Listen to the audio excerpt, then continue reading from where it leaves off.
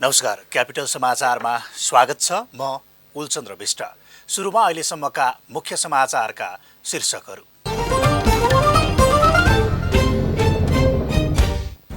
सरकार र विप्लव नेतृत्वको नेकपाबीच 3 बुँदे सहमति पत्रमा हस्ताक्षर। पार्टीमाथिको प्रतिबन्ध हटाउन, नेता तथा कार्यकर्ता रिहा गर्न र सम्पूर्ण मुद्दाहरू खारेज गर्न सरकार सहमत। नेकपा प्रचण्ड नेपाल समूहको संसदीय दलको नेतामा पुष्पकमल दाहाल चयन। ओली प्रधानमन्त्रीको पदमा बसिरहने कार्य निन्दनीय र अलोकतान्त्रिक भएको ठहर। पछिल्लो 24 घण्टामा देशभर थप 120 जनामा कोरोना संक्रमण पुष्टि। 83 जना निको भए। मृतकको संख्या 0। चिनिया कम्युनिस्ट पार्टीको सर्वोच्च निकाय चिनिया जनकङ्ग्रेस र परामर्शदात्री सम्मेलन बेइजिङमा सुरु। 21औं शताब्दीका चुनौती र कोरोना पछिको विश्व परिवेशबारे छलफल हुँदै। र शहीद स्मारक बी डिभिजन लिग फुटबलमा शुक्रबार 2 खेल सम्पन्न। साधु बाटोसँग बाँसबारी 4-1 र मध्यपुरसँग पुल्चोक स्पोर्ट्स क्लब 3-2 गोल अन्तरले पराजित।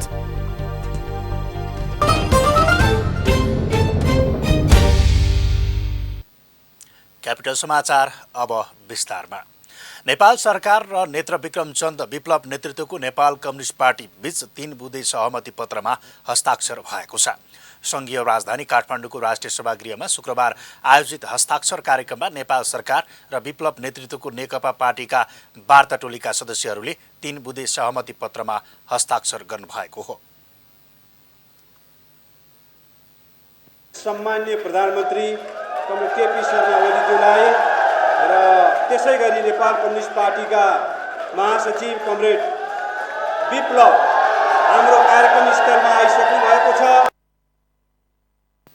सरकार र विप्लव समूहको नेपाल कम्युनिस्ट पार्टीबीच देशको राजनीतिक समस्याहरू वार्ता मार्फत समाधान खोज्ने, नेकपाले राजनीतिक क्रियाकलापहरू शान्तिपूर्ण रूपमा सञ्चालन गर्ने र सरकारले नेकपामाथि लगाएको प्रतिबन्ध हटाई कारागारमा भएका नेता कार्यकर्ताको रिहाई गर्ने सहमति भएको हो।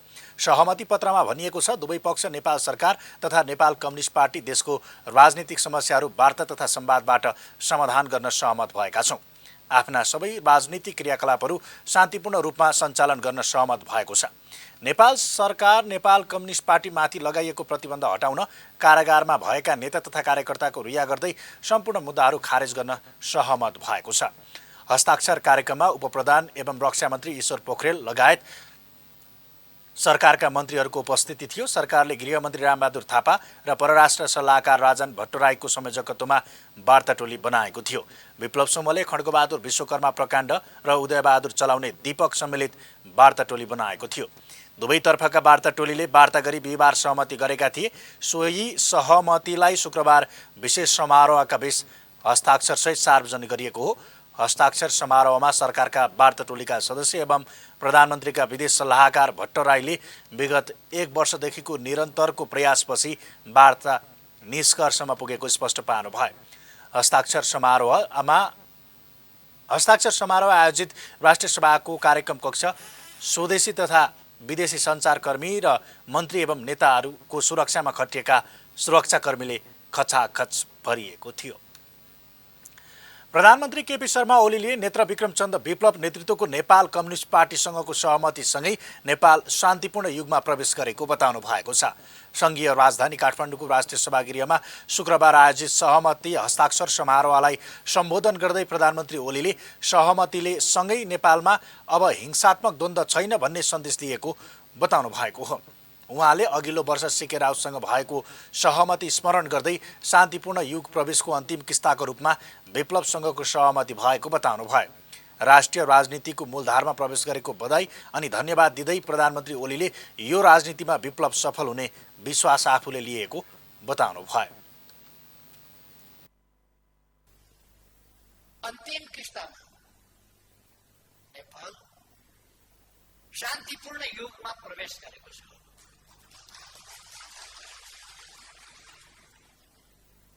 अब नेपालमा हिंसात्मक द्वन्द्व छैन। अब नेपालमा हिंसात्मक बाटो र हिंसात्मक आन्दोलनको कार्यदिशा कसैले पनि अवलम्बन गरिरहेको छैन। अर्थात्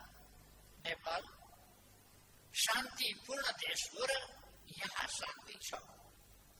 आजको निष्कर्षको ठुलो उपलब्धि, आजको कामको ठुलो उपलब्धि त्यही हो। अब नेपालमा द्वन्द्व छैन, हिंसात्मक द्वन्द्व छैन र शान्ति छ। आफ्ना कार्यकर्तालाई पूर्व निर्धारित कार्यदिशा र बाटोबाट मोड्न सफल भएकोमा पनि उहाँले विप्लवको प्रशंसा गर्नुभयो। प्रधानमन्त्री ओलीले शान्तिपूर्ण राजनीतिमा आएर ऐतिहासिक र साहसिक काम गरेको भन्दै आफ्नो सम्बोधनभरि पटक पटक नेकपाका महासचिव विप्लवलाई धन्यवाद दिनुभयो। प्रधानमन्त्री ओलीले विप्लव समूहसँग भएको सहमति फोर्सफुल नभएको स्पष्ट पार्नुभयो। उहाँले लामो प्रयासपछि मात्रै वार्ता सफल भएको बताउनुभयो। यो रातारात भएको नभई लामो समयसम्मको वार्ताप्रतिको गम्भीरताका कारण भएको स्पष्ट पार्नुभयो। कार्यक्रममा प्रधानमन्त्री ओलीले ठट्यौली शैलीमा आफूले 14 वर्ष जेल बस्नु परेको भन्दै विप्लवका कार्यकर्ता धर्मेन्द्र वास्तोलालाई छिट्टै जेलबाट छुटेकोमा बधाई दिनुभयो। 48 वर्ष अघि आजकै दिन नयाँ आन्दोलन, नयाँ एकीकरण र नयाँ सङ्कल्प बोकेर हिँडेका 5 जनालाई जेल सार्ने नाममा सुखानी जङ्गलमा लगेर सबैको एकै स्थानमा हत्या गरिएको घटनाको स्मरण गर्दै उहाँले सबै शहीदप्रति हार्दिक श्रद्धा सुमन पनि व्यक्त गर्नुभयो। उहाँले नेपालको राजनीतिक परिवर्तनमा योगदान पुर्याउने क्रममा मृत्यु भएका केही व्यक्तिहरूलाई सरकारले विधिवत ढङ्गले शहीद घोषणा गरेको पनि जानकारी दिनुभयो। नेपाल कम्युनिस्ट पार्टीका महासचिव नेत्रविक्रम चन्द विप्लवले सरकारसँग गरेको 3 बुँदे सहमति पालना गर्न आफूहरू प्रतिबद्ध रहेको बताउनु भएको छ। शुक्रबार राष्ट्रिय सभागृहमा नेपाल सरकार र नेपाल कम्युनिस्ट पार्टी बीच सम्पन्न सहमतिमा हस्ताक्षर समारोहमा सम्बोधन गर्दै महासचिव विप्लवले सरकारसँग गरेको 3 बुँदे सहमतिमा आफ्नो पार्टी प्रतिबद्ध रहेको बताउनु भएको हो। आफ्नो पार्टीले सहमति पालना गर्ने भन्दै उहाँले कसैले पनि आशंका गर्न आवश्यक नरहेको बताउनु भयो। कम्युनिस्टहरू आफ्नो मान्यता देशमाथि हस्तक्षेप भएको महसुस हुँदा विद्रोह गर्ने र राज्यले बदलिएको परिस्थितिमा आफ्नो भूमिका पुरा गरेको स्थितिमा कम्युनिस्टहरू शान्तिको दूत बन्ने पनि उहाँको भनाइ छ। कम्युनिस्टहरू विद्रोह मात्रै गर्दैन, जब परिस्थिति बदलिन्छ, परिस्थिति बदलिएको स्थितिमा र राज्यले आफ्नो भूमिका पुरा गरेको स्थितिमा कम्युनिस्टहरू भनेका शान्तिका दूत पनि हो। विद्रोहका योद्धा मात्रै होइनन्, शान्तिका दूत पनि यो संसारमा कोही छ भने कम्युनिस्ट नै छ। महासचिव विप्लवले देशलाई आत्मनिर्भर, स्वाधीन र सुन्दर बनाउने सपनासहित सहमति भएको दावी गर्नुभयो।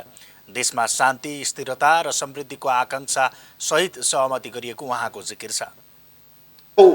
3 बुँदेमा नेपाल कम्युनिस्ट पार्टी प्रतिबद्ध छ। यसलाई हामी पालना गर्छौँ, यसलाई हामी दृढतापूर्वक भन्छौँ। यहाँ कसैले पनि कहीँबाट पनि आशंका या विभिन्न ढङ्गले यसलाई उत्तेजनात्मक या अर्को ढङ्गले कुतर्क गर्न जरुरी छैन।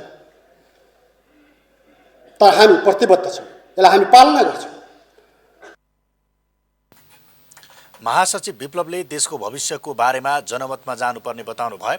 कुन विषयमा जनमतमा जाने भन्ने विषय स्पष्ट नपारे पनि उहाँले जनताले स्वतन्त्रतापूर्वक कदम चाल्नका लागि जनतालाई जनमतको अधिकार दिनुपर्ने बताउनु भयो। नेपालमा कसैले पनि सुरक्षित महसुस नगरेको तथा नेताहरूले समेत आफैले नेतृत्व गरिरहेको जस्तो अनुभूति नगरेको भन्दै उहाँले जनतालाई मतको अधिकार दिइनुपर्नेमा जोड दिनुभयो।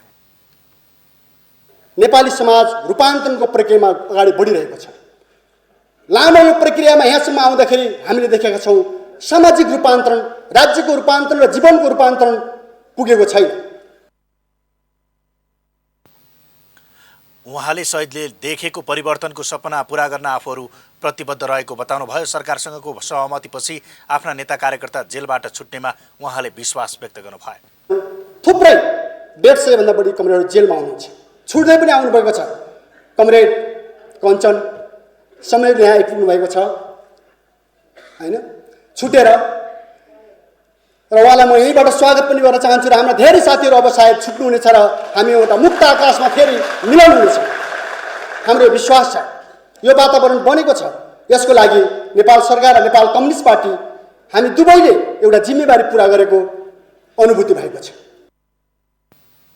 महासचिव विप्लवले सबैसँग सहकार्य हातेमालो गरेर अगाडि बढ्न तयार रहेको स्पष्ट पार्नुभयो। विदेशीले हस्तक्षेप गरेमा जीवन धरतीमा गाडिए पनि सम्झौता नहुने प्रतिबद्धता उहाँको छ। नेपाल कम्युनिस्ट पार्टीका महासचिव विप्लव 2 वर्षभन्दा बढी समयपछि शुक्रबार काठमाडौँमा सार्वजनिक हुनुभएको हो। शुक्रबार प्रदर्शनी मार्ग स्थित राष्ट्रिय सभागृह राष्ट्रिय जीवनमा महत्त्व राख्ने एउटा अर्को घटनाको साक्षी बनेको छ।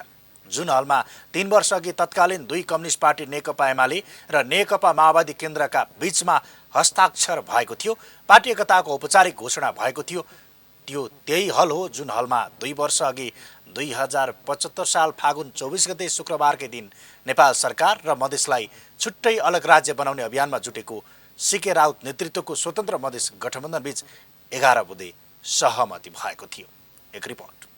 प्रधानमन्त्री केपी शर्मा ओली र नेकपा विप्लव समूहका महासचिव नेत्र विक्रम चन्द विप्लवको उपस्थितिमा दुवै पक्षको वार्ता टोलीका संयोजकहरू रामबहादुर थापा बादल र खड्गबहादुर विश्वकर्माले सहमति पत्रमा हस्ताक्षर गरेपछि नेपालमा पहिचान नभएका सबै भूमिगत अर्धभूमिगत समूह शान्तिपूर्ण राजनीतिमा समाहित भएका छन्। प्रधानमन्त्री ओली र नेत्र विक्रम चन्द समूहका बीचमा भएको 3 बुँदे सहमति पत्रमा दुवै पक्ष नेपाल सरकार, नेपाल कम्युनिस्ट पार्टी देशको राजनीतिक समस्या वार्ता र संवादबाट समाधान गर्ने उल्लेख छ। त्यस्तै नेपाल कम्युनिस्ट पार्टी आफ्ना सबै राजनीतिक क्रियाकलाप शान्तिपूर्ण रूपमा गर्न सहमत भएको छ र नेपाल सरकार नेपाल कम्युनिस्ट पार्टीमाथि लगाएको प्रतिबन्ध हटाउन, कारागारमा रहेका पार्टीका नेता र कार्यकर्ता रिहाई गर्न, सम्पूर्ण मुद्दाहरू खारेज गर्न सहमत भएको 3 बुँदा मात्र उल्लेख छन्। यसको पालनामा प्रधानमन्त्री ओली र चन्द दुवैले प्रतिबद्धता जनाएका छन्। र आजको परिवेश बदलिएपछि हामीले भनेका छौँ 3 बुँदेमा नेपाल कम्युनिस्ट पार्टी प्रतिबद्ध छ। यसलाई हामी पालना गर्छौँ, यसलाई हामी दृढतापूर्वक भन्छौँ। यहाँ कसैले पनि कहीँबाट पनि आशंका या विभिन्न ढङ्गले यसलाई उत्तेजनात्मक या अर्को ढङ्गले कुतर्क गर्न जरुरी छैन। नेकपाको सत्तारूढ धार र चन्द समूहका समर्थकले खचाखच भरिएको सभा हलमा हस्ताक्षर सम्पन्न भएपछि सम्बोधनका लागि मञ्चमा उभिएका प्रधानमन्त्री ओलीले सुरुमा सुखानी काण्डमा मारिएका योद्धाको स्मरण गरे। कार्यक्रममा गृहमन्त्री रामबहादुर थापा र परराष्ट्र सल्लाहकार राजन भट्टराई सहित विप्लव समूहका वार्ता टोलीका सदस्य खड्गबहादुर विश्वकर्मा प्रकाण्ड तथा उदयबहादुर चलाउने लगायत उपस्थित थिए।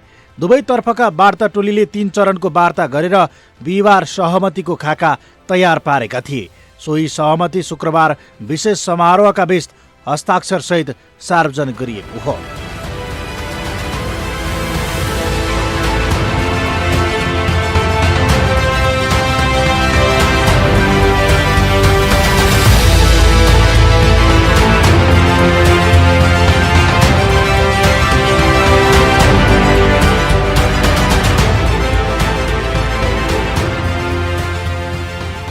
हस्ताक्षर समारोहमा सरकारका वार्ता टोलीका सदस्य एवं प्रधानमन्त्रीका विदेश मामिला सल्लाहकार भट्टराईले विगत 1 वर्षदेखिको निरन्तरको प्रयासपछि वार्ता निष्कर्षमा पुगेको बताए।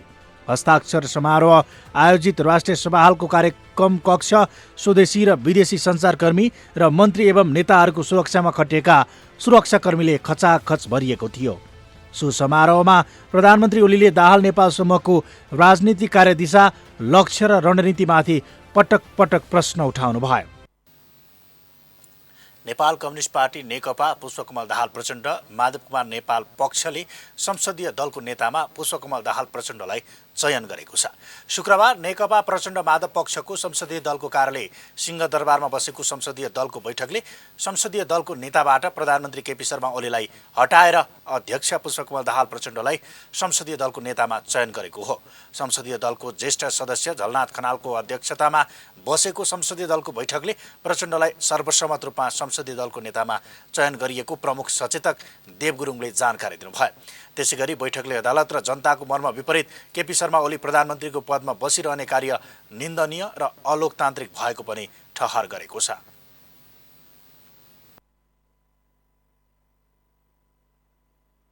प्रधानमन्त्री केपी शर्मा ओलीले प्रतिनिधि सभा विघटन गर्ने निर्णय सर्वोच्च अदालतले असंवैधानिक ठहर गरी प्रतिनिधि सभा पुनर्स्थापना भइसकेको स्थितिमा पदबाट राजीनामा दिनु न्यूनतम राजनीतिक नैतिकता हुन्थ्यो। तर अदालत र जनताको मर्म विपरीत प्रधानमन्त्रीका पदमा टाँसिरहने केपी शर्मा ओलीको कार्य निन्दनीय र अलोकतान्त्रिक भएको यो बैठक ठहर गर्दछ। नेपाल कम्युनिस्ट पार्टी नेकपा प्रचण्ड माधव पक्षका वरिष्ठ नेता झलनाथ खनालले फागुन 19 गते संसदीय दलका 25% सदस्यले हस्ताक्षर गरी बैठक बोलाउन माग गरे बमोजिम शुक्रबार बैठक बसी प्रचण्डलाई संसदीय दलको नेतामा चयन गरिएको बताउनु भयो। संसदीय दलको बैठकमा 111 जना सांसदहरूले हस्ताक्षर भएको भन्दै आफ्नो पक्षमा संसदीय दलमा अत्याधिक बहुमत रहेको दाबी पनि गर्नुभयो।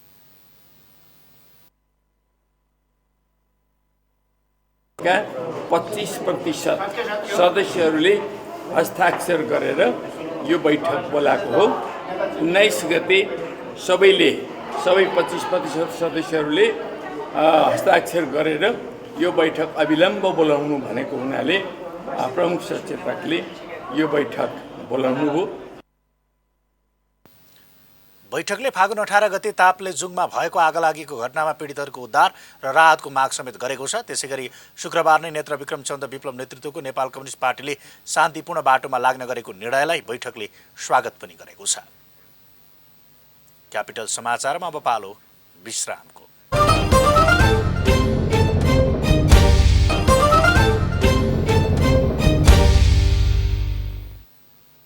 विश्रामपछि क्यापिटल समाचारमा स्वागत छ। अब बाँकी समाचार।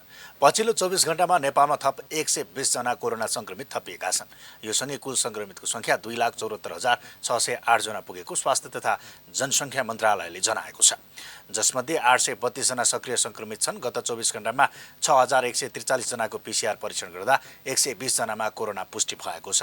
यो सँगै नेपालमा पीसीआर परीक्षण हुनेको संख्या 21,85,190 पुगेको छ। गत 24 घण्टामा कुनै पनि कोरोना संक्रमितको मृत्यु भएको छैन। हाल 58 जना क्वारेन्टाइनमा छन्।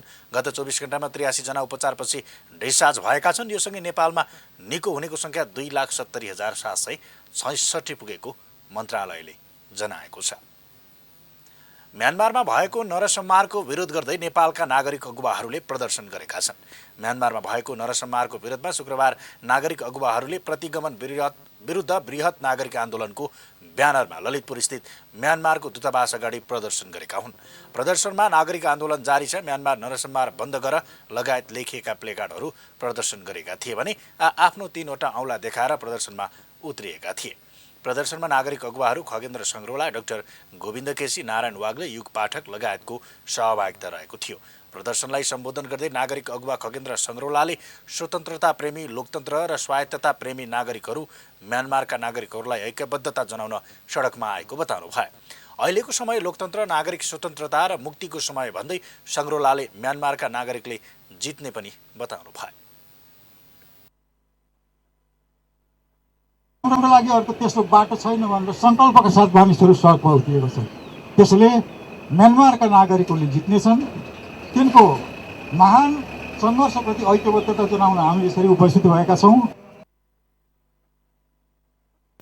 विरोध प्रदर्शनमा म्यानमारको सैनिक दमनलाई साङ्केतिक रूपमा देखाउन कलाकारहरूले प्रस्तुति पनि देखाएका थिए। म्यानमारमा फेब्रुअरी 1 मा सेनाले आफ्नो हातमा सत्ता लिएपछि त्यसको विरोधमा निरन्तर आन्दोलन हुँदै आएको छ। सङ्घर्षका क्रममा 4 दर्जनभन्दा बढी नागरिकहरूले ज्यान गुमाइसकेका छन्। क्यापिटल समाचारमा पुनः एकैछिन विश्राम।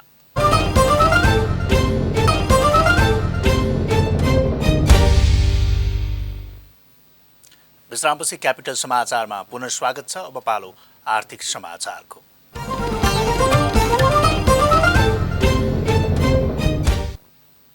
शुक्रबार नेपाली बजारमा सुनको मूल्यमा गिरावट आएको छ। शुक्रबार छापावाला सुनको मूल्य तोलामा 900 रुपियाँले घटेर प्रति तोला 85,600 रुपियाँमा कारोबार भएको नेपाल सुन चाँदी व्यवसाय महासङ्घले जनाएको छ। यस्तै शुक्रबार तेजाबी सुनको मूल्य तोलामा 85,150 रुपियाँमा कारोबार भएको छ। यसअघि बिहिबार छापावाला सुनको मूल्य तोलामा 86,500 रुपियाँमा कारोबार भएको थियो। यस्तै बुधबारको तुलनामा बिहिबार सुनको मूल्य तोलामा 1,000ले घटेको थियो। यस्तै शुक्रबार चाँदीको मूल्य 35 रुपियाँले घटेर 1,250 रुपियाँमा कारोबार भएको महासङ्घले जनाएको छ। अब पालो खेल समाचारको।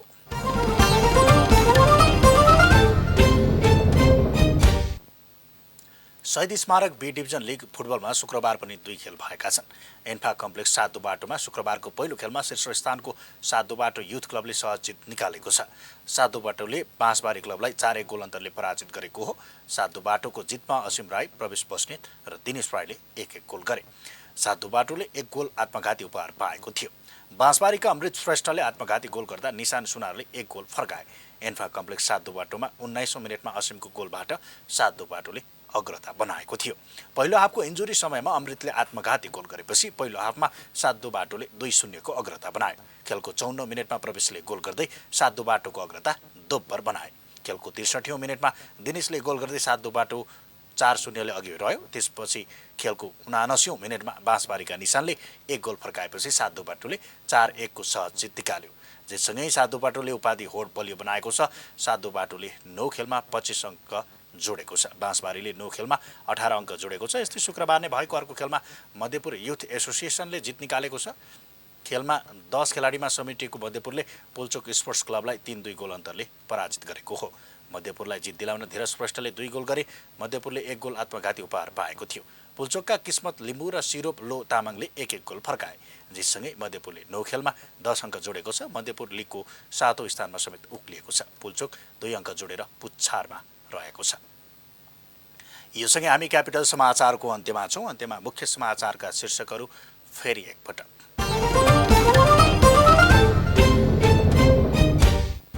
सरकार र विप्लव नेतृत्वको नेकपा बीच 3 बुँदे सहमति पत्रमा हस्ताक्षर।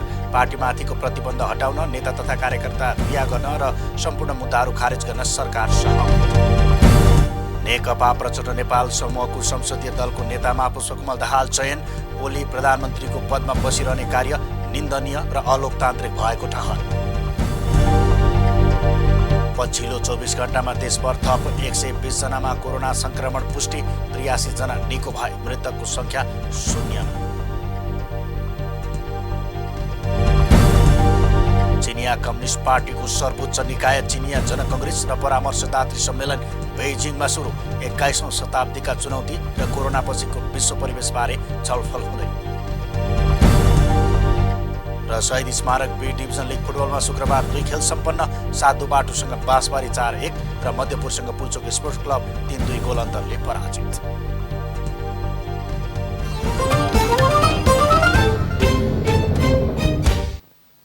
हवस् त, क्यापिटल समाचार अहिलेलाई सकियो। सूचना, मनोरञ्जन र ताजा समाचारका लागि क्यापिटल टिभी हेर्दै रहनुहोला। नमस्कार।